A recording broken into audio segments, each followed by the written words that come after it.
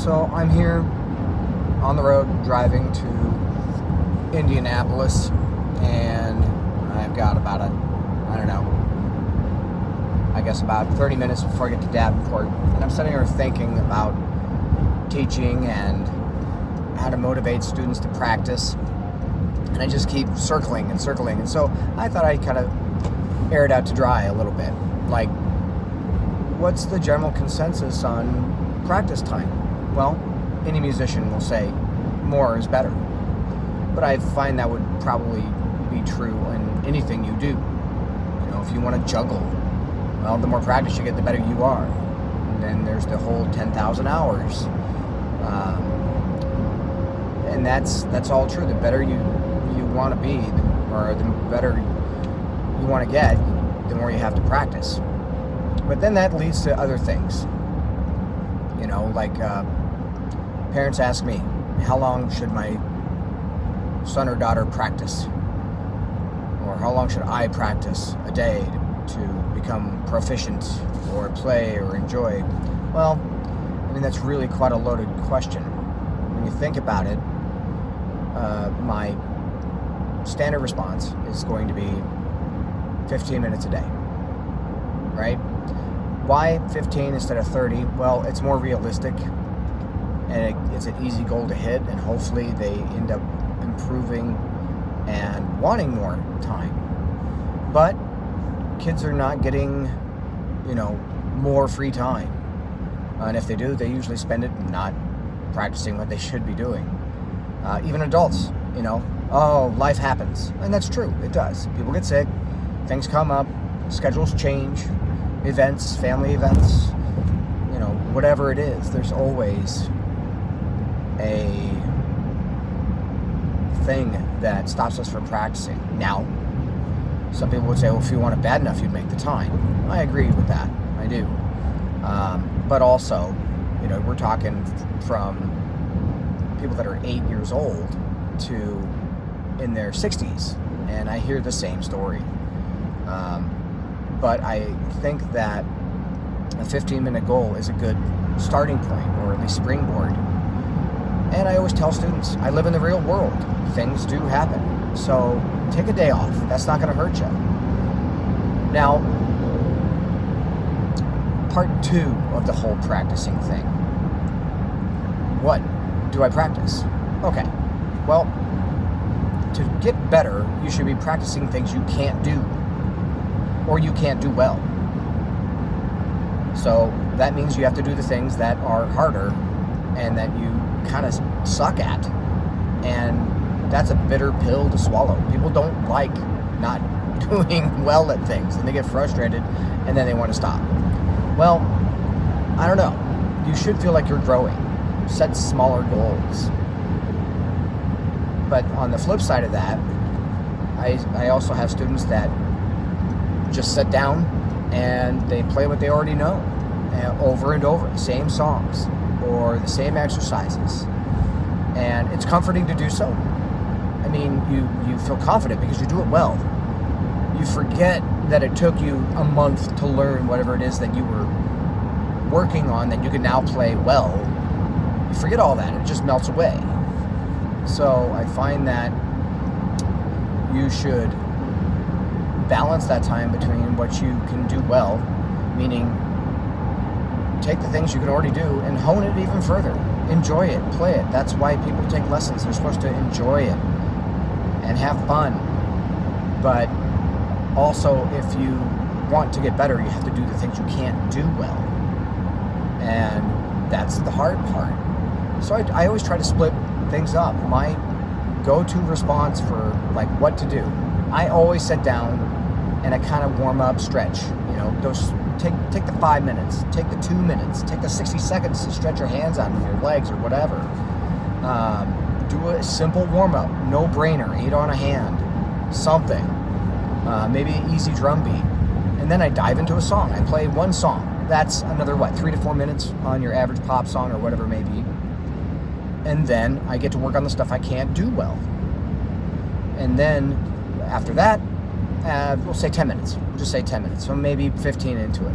I'm going to take that last 5 minutes of my lesson or my time and I'm going to play something that I'm good at and something that I enjoy, something fun, right? That's why I'm taking lessons, or that's why I'm doing what I'm doing at all.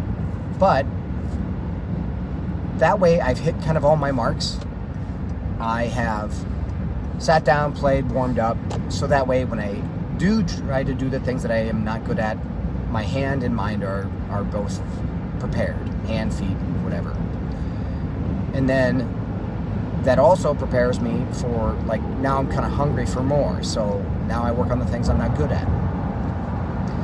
And then I always finish with the stuff that's fun, so when I'm done, I basically start and end my practice with something that I enjoy doing. And in the middle of it, kind of good old, crap sandwich, as somebody calls it, is the stuff that I need to work on better. All right, so let's make a part 3 to this, all right? All right, so part 3 of the whole practicing thing.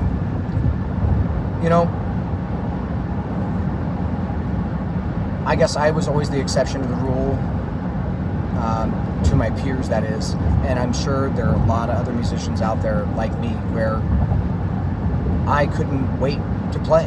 I wanted to play. With no exaggeration, my average practice when I was in high school, many moons ago, was about 3 hours a day, accumulative.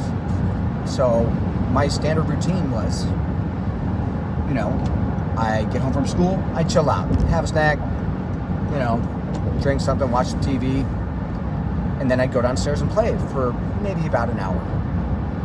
And then it's time for homework. So then I'd do some homework, and then of course it'd be dinner time, and I go eat dinner, go do my homework, and then play for another hour and a half, 2 hours. And by that time, 10:30, time for bed. And that's kind of what I did. Now, of course, there's always situations and circumstances that allow or don't allow for that. My situation was, I'm from a small town, and I'm a farm boy, so there's not a lot to do. When you live on a farm and you've got all your chores done and your homework's done, and your closest neighbor is a quarter mile away. And of course, this is pre-internet, all that other stuff, so what do? You find something to do. And if I wasn't outside goofing around or helping my dad or my mom, I was playing drums. And I did it a lot. I was never bored. I'm still not bored with drums to this day.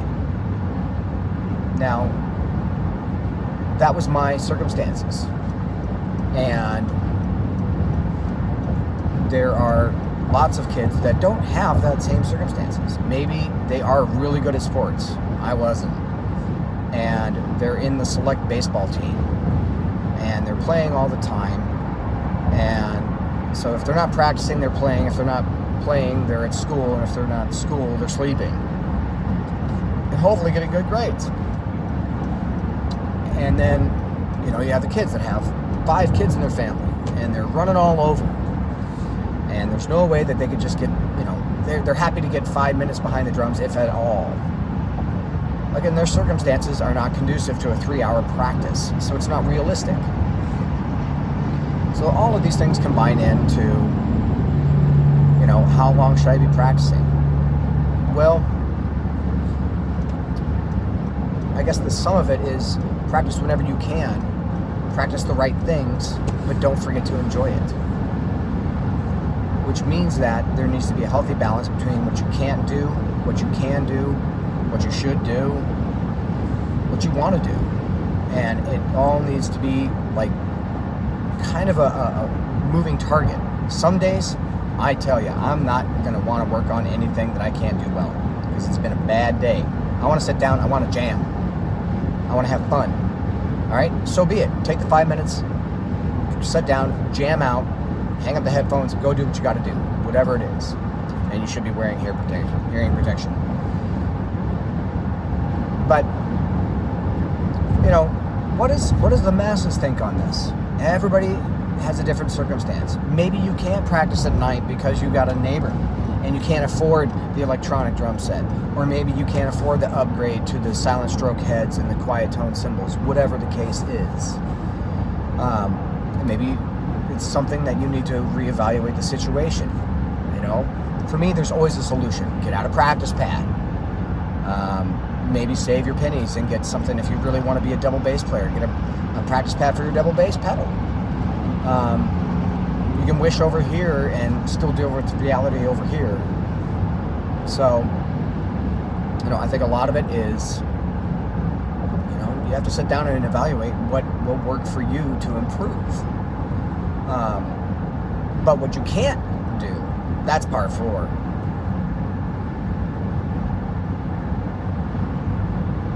Okay, part 4. Part 4 on practicing.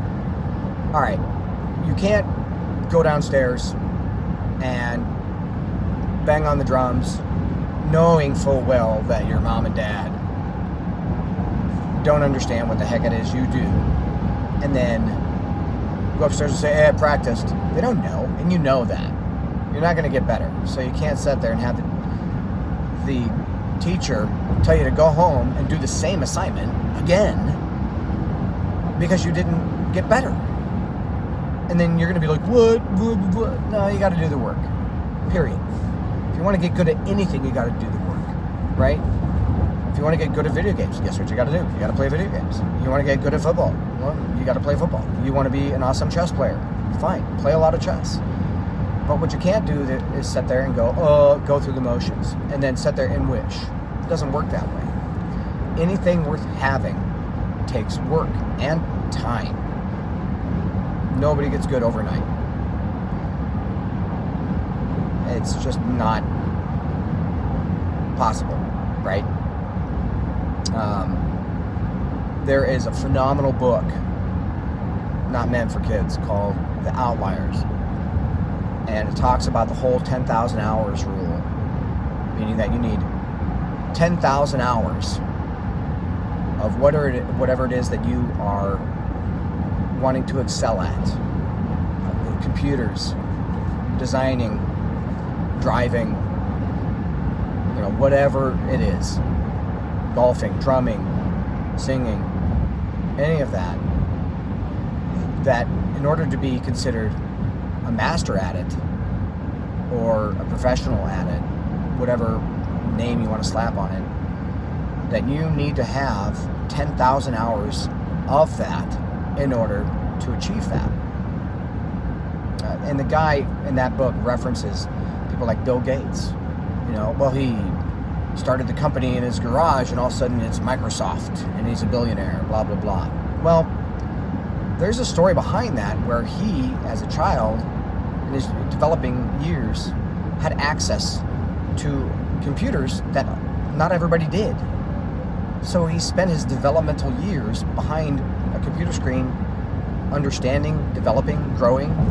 And so by the time he did start that business in his garage, he had his 10,000 hours prior to that. So he was ahead of the game. You know, where somebody was just starting in their 20s, their software development, he had already had it. He'd already sat there and figured it out. You know, Mozart was considered a genius, and all his works were, you know, phenomenal. Well, that's actually not true. When he was younger, his arrangements were supposedly not that good. It was actually after, because I think he was like 7 or 8, don't quote me on that, but he was very young when he started composing. Well, that's true, he was. But apparently it was not that good. So now fast forward to when he's 20. So that's 13 years that he has spent composing, arranging his father's works. All this time, easily 10,000 hours. Practicing, honing, writing, rewriting, rearranging, trying this, failing. That's like part 5 on accepting failure and mistakes. And by the time he was 20-something, or in his late teens, the stuff he was churning out was really good. Well, he had all that time that you don't know about to work and make mistakes and fail and succeed and grow and all that. That's all 10,000 hours nobody really saw. They heard about, you know, but that's a lot of time. And so if you don't start at some point, and just start. Just start. You'll get the 10,000 hours in probably sooner than you think, but it is a process. It's not an overnight process. You got to enjoy the process too. That's a whole nother thing. Anyway, I'm babbling. All right. Let's talk about the accepting failure and mistakes. Part 5. Okay, part 5. Practicing and failure or mistakes. You know what? Embrace it. You have to make mistakes in order to get better. Period. You know, with my students, I use sports because a lot of more people play sports than they do drawings. So I'm like, you know, how many passes did that quarterback throw before, you know, they got to the Super Bowl? You know, before the game started, how many passes did they throw? Before they even got to professional level, how many passes did they throw? And that's a lot of time. And they also failed. They missed their mark. They threw an interception. They fumbled. And each time you do that, you're learning. And you're going, okay, that didn't work. Cross that off the list. But a lot of people are so afraid to fail, especially musicians. We live in a perfect world. I don't believe that whole practice till it's perfect. I'd much rather say practice till you can't get it wrong. Or practice for progress. That's all great. Perfection? Nah, doesn't exist. Dismantle that. It's non-existent. We are not machines. We're human. We will make mistakes. Now, how you choose to deal with those mistakes is really up to you.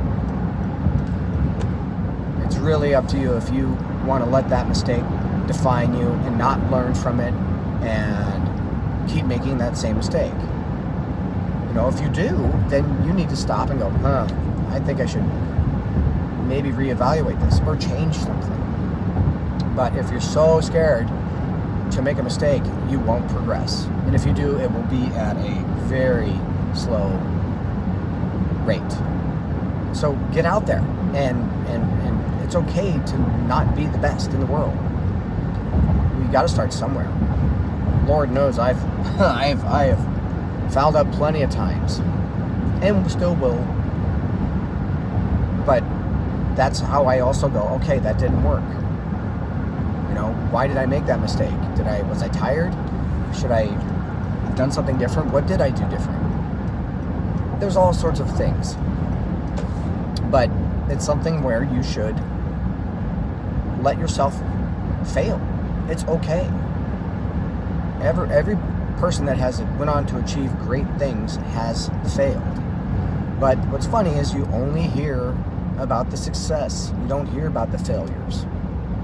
You know, how many businessmen started businesses that failed before they found the one thing that worked? Now, always just be rational with that. You shouldn't, you know, go out and get a loan for $100,000 just to blow it. You know, that doesn't make much sense. You should have a plan. But best laid plans, things change. You know, maybe you started a business during the pandemic and you had no idea the pandemic was going to happen and it went belly up. No. Well, it just was circumstances. There's no hard and fast way for something to take place. All right. I'll shut up now. Thanks for listening.